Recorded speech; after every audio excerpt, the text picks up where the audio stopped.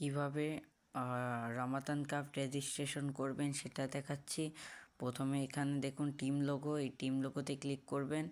এখান থেকে আমি একটু কেটে দিচ্ছি। এখান থেকে আপনাদের টিম লোগোটা সিলেক্ট করে দিবেন।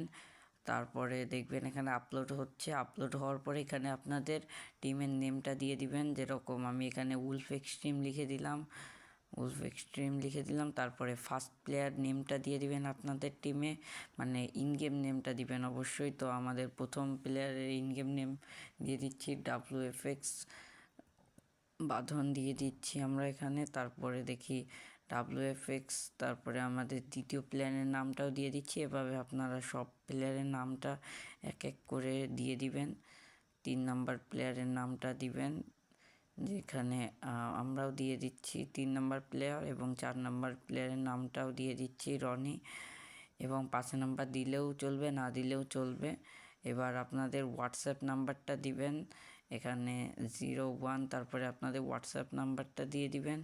আমি এখানে ডট দিয়ে দিচ্ছি। আপনারা এখানে আপনাদের একটা হোয়াটসঅ্যাপ নাম্বার দিবেন লিডারের, এবং আপনার জিমেল অ্যাড্রেস, একটা ভ্যালিড জিমেল অ্যাড্রেস এখানে দিয়ে দিবেন। আমি যে কোনো একটা র্যান্ডমাইজ টাইপ করে দিয়ে দিচ্ছি। আপনারা অবশ্যই আপনাদের নিজস্ব জিমেল দিবেন। আমি তো রেজিস্ট্রেশন করতেছি না, এই কারণে আমি দিচ্ছি না। তো আমরা এখানে ডটই দিয়ে দিই এক কাজ করে, আপনাদের বুঝে সুবিধা হচ্ছে। এখানে যেখানে ডট এখানে আপনাদের রিয়েল জিমেল অ্যাড্রেসটা দিয়ে দিবেন। তারপরে এখানে সাবমিটে ক্লিক করে দিবেন এবং আপনাদের রেজিস্ট্রেশন সফলভাবে হয়ে যাবে। এবার আপনারা শুধু জিমেলে আপনাদের নোটিফিকেশন চলে আসবে যে আপনারা সিলেক্টেড হয়েছে নাকি। এইভাবে রেজিস্ট্রেশন করুন।